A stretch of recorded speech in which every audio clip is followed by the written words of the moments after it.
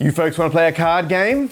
And not a fun one that's provably very boring. Well, I guess it's boring if you care about being able to control your own destiny. If you don't care about that, it could be fun. It's a children's game called Beggar My Neighbor. It's been around for a very long time. Charles Dickens talks about it in the 1861 book, Great Expectations. And it could be older than that. It could be centuries older. It might go back to when playing cards as we know them first came to Europe. However, mathematicians were not able to crack this game until, well, just last year we answered the major question about it. And it's not made the game any more fun.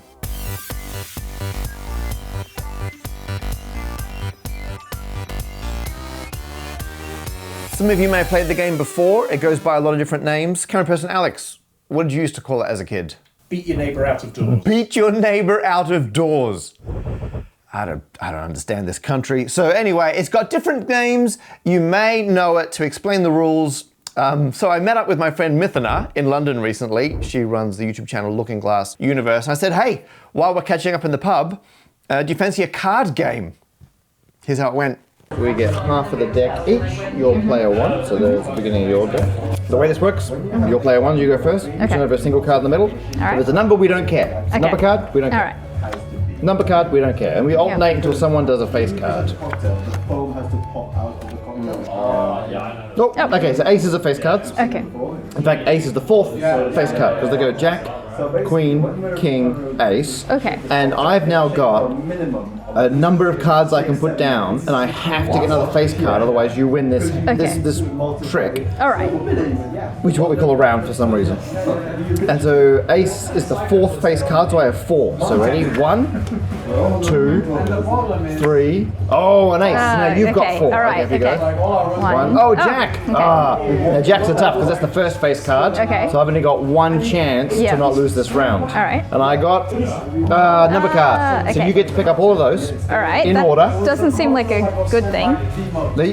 Whoever gets the whole deck first wins. Oh, okay. So you need to get these cards, I need to get those cards. All right, okay. Whoever wins a round goes first on the next round. All right. Mitha and I started playing the card game, and then we kept playing the card game, and we kept playing, the cards going backwards and forwards, neither one of us winning, and it kept going. This must have taken ages. And going, and we started to wonder, how long can this game go on for? 1, 2, 3. See? Yeah, isn't that great? We're having fun. Okay. Okay. Jack. So. Hey. Could we be here forever? The first reference to these questions is actually from the 1989 book, The Mathematics of Games. And towards the back here, it discusses Beggar My Neighbor and poses 3 questions. How long is a game likely to last? Can a game get into an infinite loop? If it cannot, can we hope to prove this? Spoiler, we now know the answer to B and C. It can, which means we don't have to prove it can't. But how long can a game go on? Well, all we really need to care about is the starting arrangement of the cards, because as Mitha and I were very aware playing this in the pub, you don't have to make any decisions. You have no choices. Nothing you do changes the outcome of the game, as long as you don't make any mistakes. It's completely deterministic. Whatever order the cards are when they start determines the outcome of the game. As they very politely say in here, this is an automatic game with no opportunity for skill, which is why it is so suitable for family play. I mean, I guess the point is you don't have to have any skill to play it, but it does have all the illusion of the excitement of a game. Like, you've got to avoid going out on each trick, and you can see the decks getting bigger and smaller. So it feels like a fun interactive game, but it's not. It's all predetermined. So of course I knocked together some terrible Python code to see if I could find a really long game by just randomly shuffling a deck of cards, playing the game forward and keeping track of how long it went for. And I did okay. I got a game that went for 4,513 cards. That's 630 tricks, which I thought was pretty impressive. The current record, however, is a game that went for 8,344 cards, which was over 1,164 tricks. And actually here is a plot of over time the current world record for longest game played. And what you'll notice is that they're roughly linear. As we've had more processing power to check more random games, we've just happened to find longer ones. It's pretty much exactly random. And actually, very early on, even in the 1989 book, people noticed that as you're playing Beggar My Neighbor, it's kind of got a half-life. So roughly every 20 tricks, there's a 50% chance the game will have ended. And you just have an exponential decay because of that, which is quite neat. Because it's such a neat exponential decay, like radiation with a half-life, we can just use an off-the-shelf formula to predict the longest game we will see for the number of starting games we've checked. Now the 250 in that equation is just the average number of cards per game. That's just the mean. And then the exponential drop-off predicts that I checked around 1.5 billion games. And if you put in a billion, you see, yeah, you should be expecting somewhere around 5,000-ish cards in the maximum game. And as computer power gets better and better, we can check more and more starting games. We will predictably find longer and longer games which are still finite in nature. But why can't we just use a computer to check them all? How many starting arrangements can there be? Well, famously, there's a lot of ways to shuffle a deck of cards. In this case, it's not nearly as bad because once I take out all the face cards, all of these cards are fungible. These are all indistinguishable. We don't care which is which. These are just irrelevant padding. We just care about where these are. So if I was to put in, let's say, the jacks first, I've got here 36 boring cards, plus these 4 exciting cards. That will be 40 cards. And so where these go is just 40, choose 4, because we don't care, like, we don't distinguish between the jacks. So if we did 40, choose 4, imagine they're shuffled in. That would give us all the combinations. We've now got 44 cards. So 44, choose 4 to put in the queens. 48, choose 4 to put in the kings. Finally, 52, choose 4 once the aces go in. So as far as Beggar My Neighbor is concerned, there are only around about 6.54 times 10 to the 20 possible starting decks. We've only checked at the moment up until about 10 to the 15 games. So 10 to the 20 is still a way off because the 10 to the 15 checks take a long time. We're not there yet. One day, we will have checked every single possible game of Beggar My Neighbor. I don't know what year that's going to happen in. We could try and extrapolate from the plot. Maybe. It's Moore's Law. At some point, we will know what the longest game is. In the meantime, it's still an open challenge. See if you can find a longer game. If you want more information about the history of the records, I will link to a website below made by someone called Richard Mann, who is now a maths professor at the University of Leeds, although they started the site well before that, and it accidentally became the central focus point for current world record for very long games of Beggar My Neighbor. And actually, Richard has been very helpful putting this video together. He kindly answered all of my questions, so huge thanks to Richard.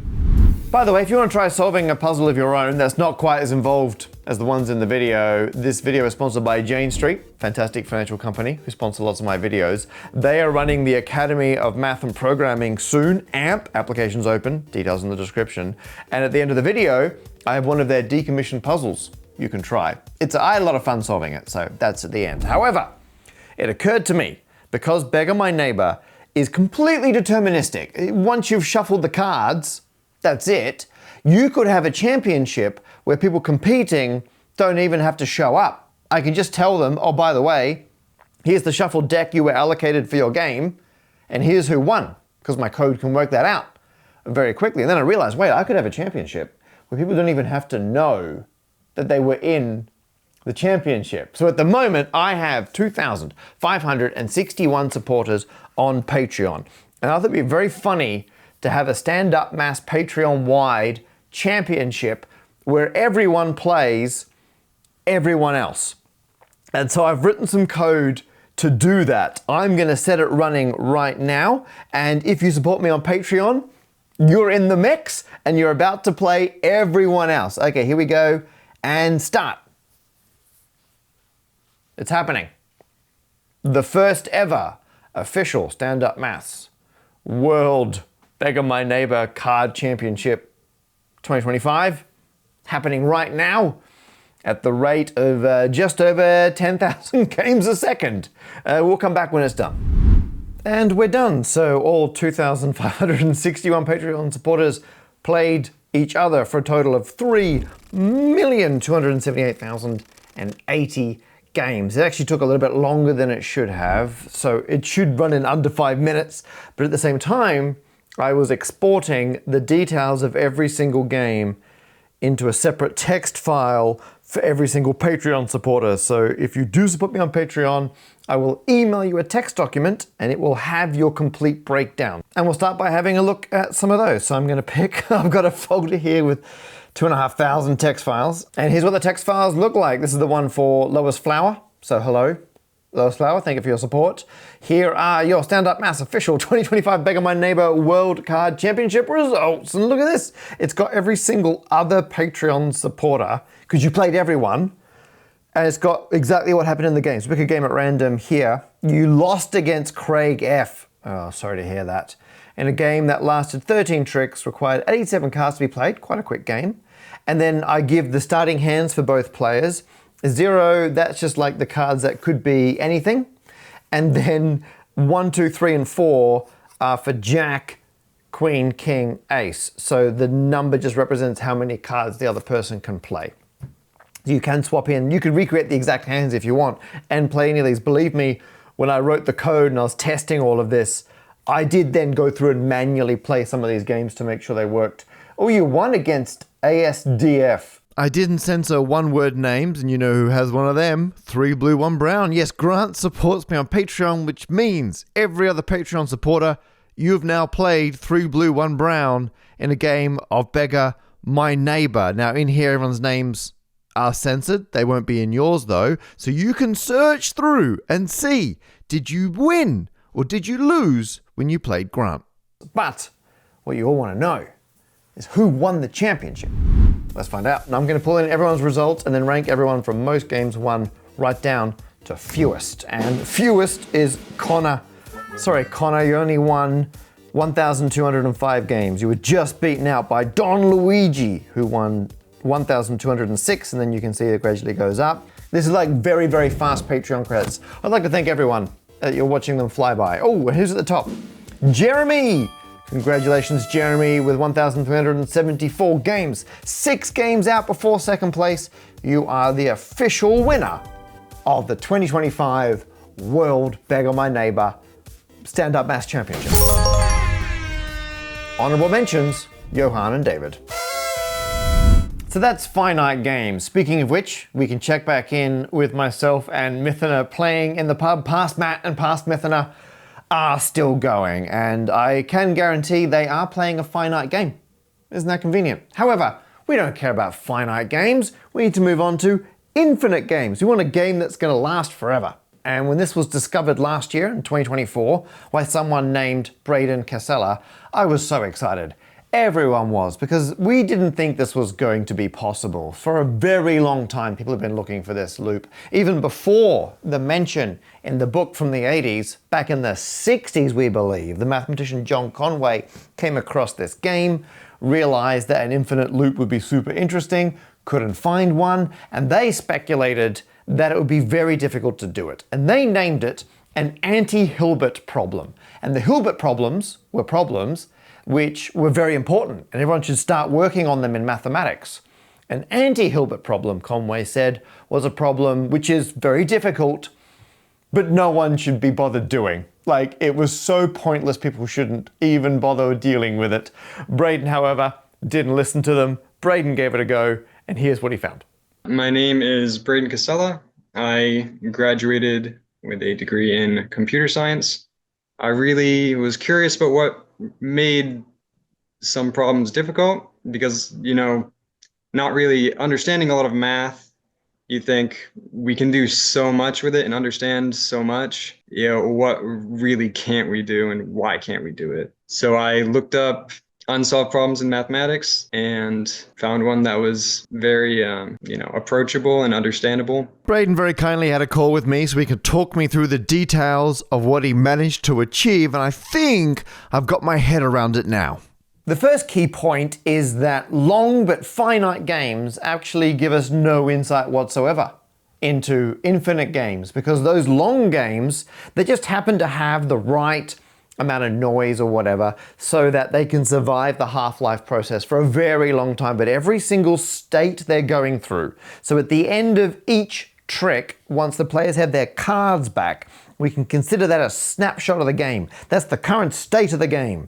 And every single state it goes through is different until eventually one player wins. So the final state is that one player has the null pile. For an infinite game, we need to have a state reappear. Because there's only a finite number of states, and because it's completely deterministic from one state to the next when you're playing the game, if you hit a state that's happened before, you'll be in an infinite loop. And that loop is probably not going to be as long as these, hundreds, over 1,000 different trick games. So actually, we're looking for some different properties. So actually analyzing the long games, not going to help. What will help, however, is analyzing smaller, easier to find infinite games. Here's an example of a tiny game where I'm going to give both players only 3 cards. So there's one deck there, and the other one, I'm going to use reds for the unimportant cards and 2 black jacks. So I've put them this way up so you can kind of monitor what's happening in each player's deck. This player will go first, puts a jack. This person will then play and then lose. So they will put it over here. Then they will play, they'll play, they'll lose. So that goes over there. And if you're paying close attention, we've now got the situation where it's, unimportant, or number, jack, number. But as soon as we start playing again, play, 1 is exactly the same state but swapped. And we can keep doing that. Play, back down there. And so this tiny toy version of the game will carry on infinitely because you're just swapping from the same state. Well, basically the few cards are going backwards and forwards and you will stay in this loop infinitely. This is an infinite game. Here's another game that repeats, but instead of 3 cards each, we're going to have 4 cards each. So we're gradually getting closer to where we have 26 cards each.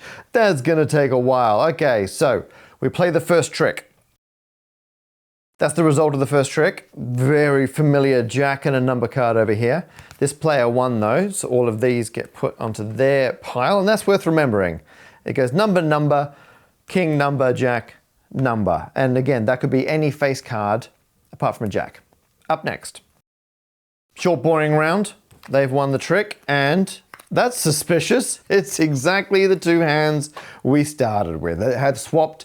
We could carry again. They'll swap back, and that will keep repeating over and over. And the key thing to take away from this, other than these games repeat, is that you've got this suspicious jack and a number that keeps showing up, and then you've got this other big chunk of cards that seems to just get passed around. By going to these super small versions of the game, it makes it very easy to find games which repeat infinitely. However, they're so small, there's very little insight into why they're repeating. We want to find a middle ground with enough cards that there's some insight to be gleaned, but not so many that we can't find any. And a lot of people go straight to the middle of the deck.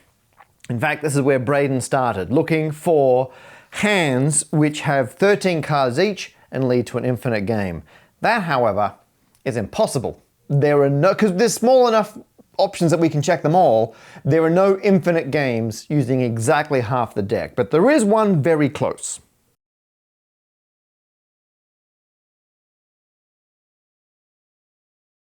So here's an infinite game that was known about at least by the late 90s. There's a paper from 99 I'll link to below, and it's 2 more cards than half the deck. So there are 14 each, total of 28. I'm going to play through a trick or 2 and we'll see if we can spot any patterns.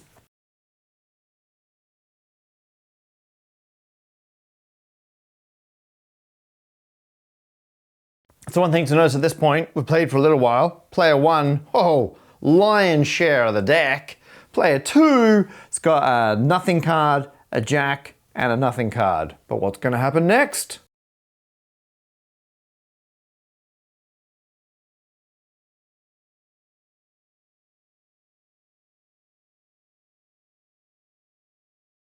Okay, we're a little bit later on, and now we've swapped sides. Player 1 is down to the something, jack something, and player 2 has all of the cards in a very familiar order. And this is going to keep repeating. And it's very interesting.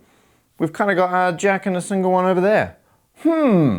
Anyway, leaving that for now, what Braden thought they would do is see if they could get smaller games that repeat and combine them into bigger ones. And you can just kind of mush them together so that as you're playing along, you kind of have one repeating and then the other one repeating. And so you can take smaller repeating games and build up into bigger and bigger repeating games. And that's exactly what Braden did.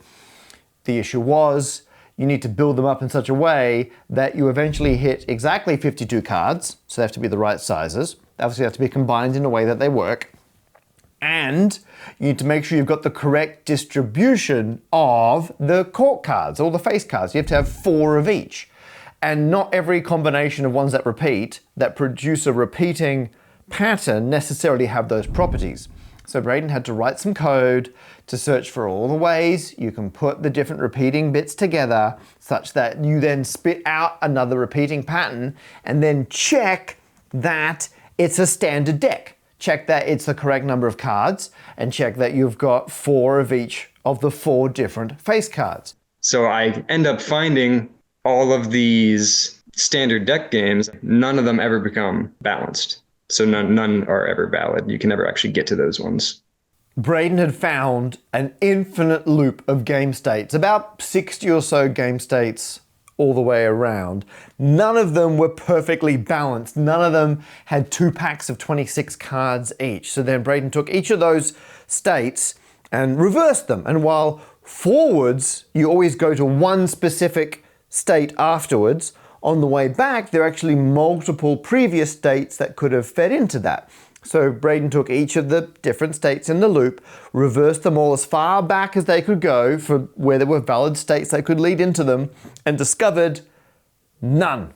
Discovered absolutely no balanced sets. So they had found the infinite game, there was just no way to start it.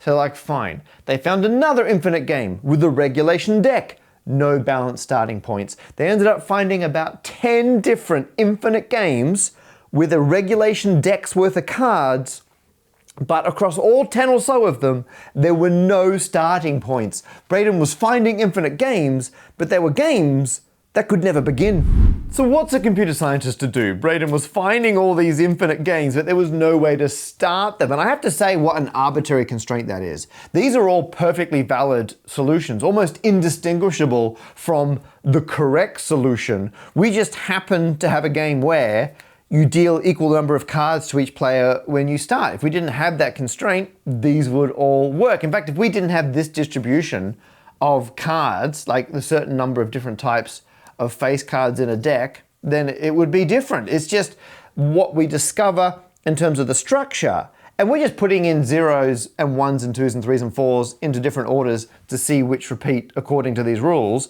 The fact that one particular group of constraints on that leads to a card game that people actually play, I think is very interesting, but there's no reason for those to be the rules. And Braden was finding great solutions. They were just falling apart at this one last hurdle. But it meant that the ones that they were finding were on the right track.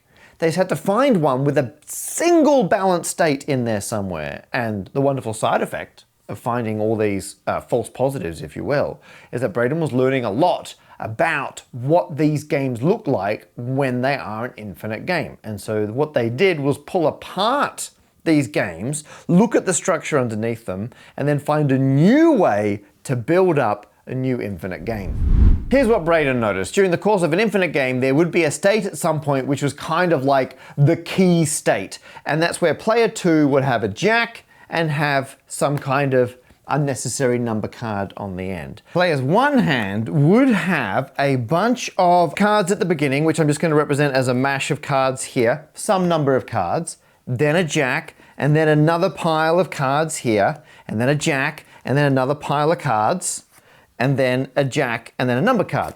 And these piles of cards, or these runs of cards between the jacks, Braden referred to as pieces. So you'd have one piece here, jack, piece, jack, number card. And these pieces, these runs of cards between the jacks, pretty much operate independently. When I was saying before, you could combine games which repeat together by like smushing them together. This is the same idea, but these don't individually have to be games that would repeat on their own. These are just units, pieces as such of cards that move together during this infinite game.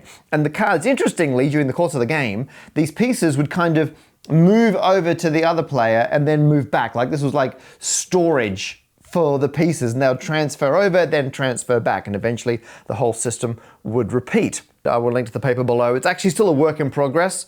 I will link to the current version on Archive. They're still fleshing out exactly how they're going to explain it.